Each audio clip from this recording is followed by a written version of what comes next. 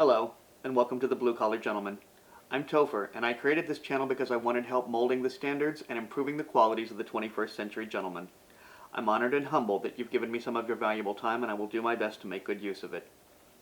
I follow a gentleman on LinkedIn named Brandon Farbstein.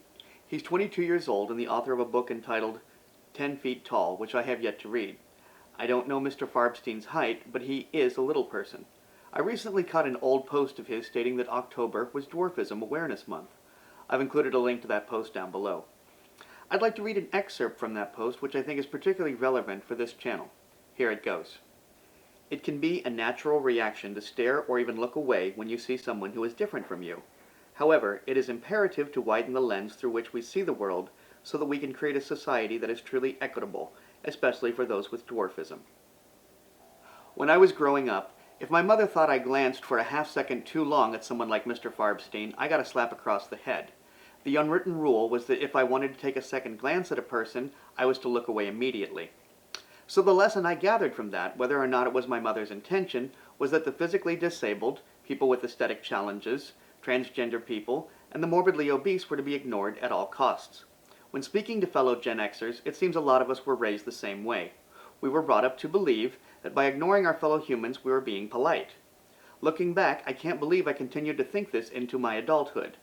My mother was absolutely right for not allowing me as a child to point, stare, giggle, or say unkind words to people whose physical appearance captures the eye. But as an adult, and well before I was 49 years old, it should have occurred to me that I was also taught not to ignore people. I certainly don't like being ignored, yet I was guilty of it. Being a decent person to others requires more than just not being mean to them. Let me read another excerpt from Mr. Farbstein's post. What if, instead of looking away, you said hi? Rather than pointing or laughing, why not ask my name? What if instead of ignoring, you smile? It may not take much effort for you, but it makes the world of difference for me, and that is how we can both feel 10 feet tall, no matter our physical stature. So I'm going to accept Mr. Farbstein's challenge. The next time I encounter someone who makes me want to look away, I'm going to instead make a friend. A sincere compliment is a great way to start a conversation. Another good way is by seeking help. A study funded by the National Science Foundation published findings in June of last year showing that people want to help others, even strangers, even if by helping it ends up costing them something. I'll put a link about the study as well as a link to the study itself in the description. So now I put it to you.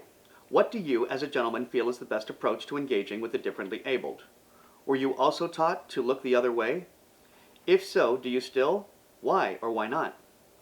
Is that the most polite response, or are we as gentlemen required to do something more? Let's hear from you in the comments. The 21st century is a time of awareness and acknowledging that some tried and true societal norms are doing more harm than good. I want to hear from you. This channel is supposed to be a discussion, and I really want to hear what you think. So please, comment, like, share, and subscribe. Cheers, Topher.